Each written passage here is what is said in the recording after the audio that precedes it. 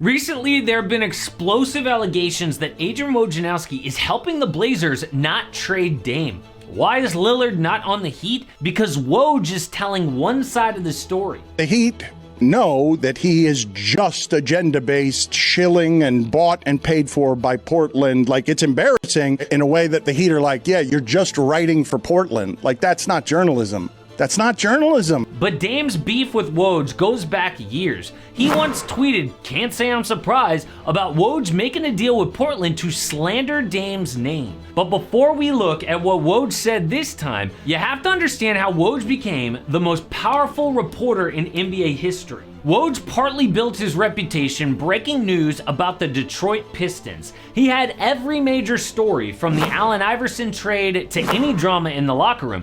But the Pistons became the worst team in the league, and Woj didn't write a single negative story. He completely ignored it. His only piece about rebuilding had a positive spin about their GM, Joe Dumars. But it turned out in 2010, the NBA fined Dumars $500,000 for leaking info to Woj. They sent Dumars fake numbers in an email, so when those numbers ended up in Woj's stories, they knew Dumars was guilty. So the NBA exposed Woj's alleged secret to breaking news. He gets info in exchange for one-sided reporting, but they didn't uncover his nasty side. What happens when a source shuts Woj down? Well, we expect hot takes from guys like Kendrick Perkins and Stephen A. Smith, but Woj has been very opinionated about LeBron James.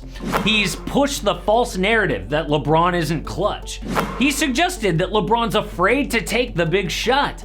But it's no coincidence, Woj's reporting about LeBron has been awful. The biggest story in 2010 was which team is LeBron choosing in free agency.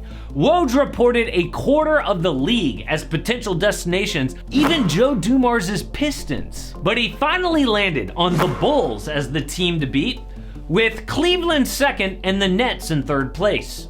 Then a week later, LeBron chose Miami. That was so embarrassing for Woj, so he retaliated by calling LeBron egotistical and immature.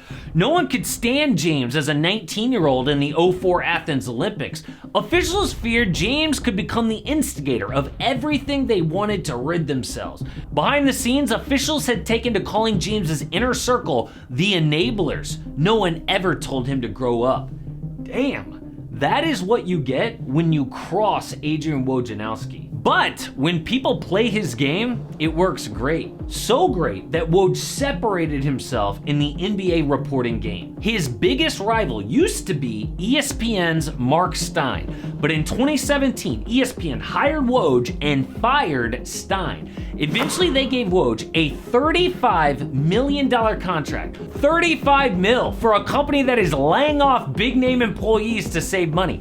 That is how powerful Woj has become, but it was most obvious with the Kevin Durant situation. Last year, KD demanded a trade unless the GM Sean Marks and coach Steve Nash were fired. Obviously, the biggest story in sports, unless you watched ESPN. They were silent on TV and social media for 6 hours because Woj was protecting his buddy Sean Marks. Finally, after the Nets owner tweeted about it, ESPN ran a boring headline. Joe Tsai voices support for front office. The first words should be Kevin Durant demands a trade. Woj protected Sean Marks again with the whole James Harden drama. But how did Dame become Woj's enemy? The most trusted source for Dame news is a reporter named Chris Haynes. He got his start in Portland writing about the Blazers for free. He had 3 kids at the time, so he had to work as a security guard at a high school. But in 2011, the Blazers TV station wanted to hire a reporter full-time,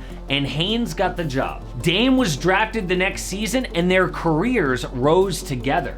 They formed a bond over the hustle and coming from a similar background. Dame even told Haynes to get out of Portland to get a big national job. He finally got that big major job and is the #1 source for Dame news. But shutting out Woj has a price. Back when Dame was negotiating for a max contract, Woj wrote, "The prospects of Portland extending Lillard to pay him $55 million at 36 years old threatens to turn an asset of a contract into an albatross." Okay, not only is it bad that Woj is including negative words like albatross, but when Dame demanded out of Portland, Woj said, while Damian Lillard prefers Miami, Portland needs maximum value in a trade. Which one is it? Is his big contract an albatross, or is he good enough to get maximum value? I mean, when a contract is bad, like John Wall or Russell Westbrook, a team needs to pay people to take the deal. I thought Dame's contract was an albatross. Or is Woj just saying whatever the Blazers front office wants him to say at the time? When they don't want to pay Dame, you call it overpaid. But when they want to trade him, oh, now he's a superstar.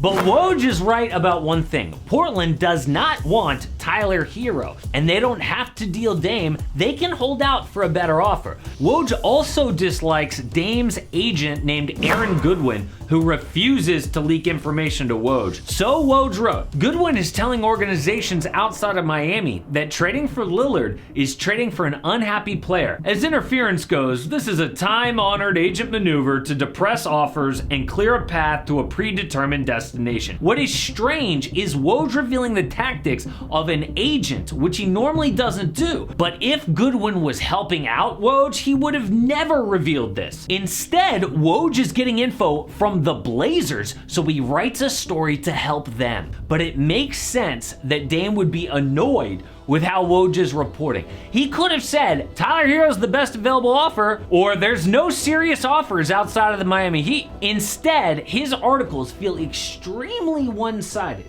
exposing him to Dame and Miami Heat fans. But this is how NBA reporting is done now. Woj's right-hand man used to be Shams Charania. They worked together at Yahoo, and Woj taught Shams everything he knows. But Shams' biggest source is Clutch Sports, and sometimes Shams' reporting sounds like it's coming from LeBron and Clutch. When Russell Westbrook was traded to the Jazz, who bought him out, Shams reported there is not a spot in the NBA for Westbrook. But later that day, Woj said Russ was speaking with the Bulls, Clippers, Wizards, and Heat.